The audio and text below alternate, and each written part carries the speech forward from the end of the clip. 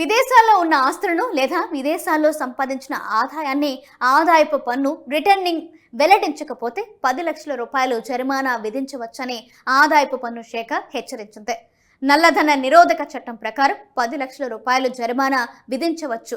ఆలస్యంగా సవరించిన ఐటీఆర్ దాఖలు చేయడానికి చివరి తేదీ డిసెంబర్ 31 కాబట్టి దీనిని కూడా గుర్తు చేస్తున్నారు.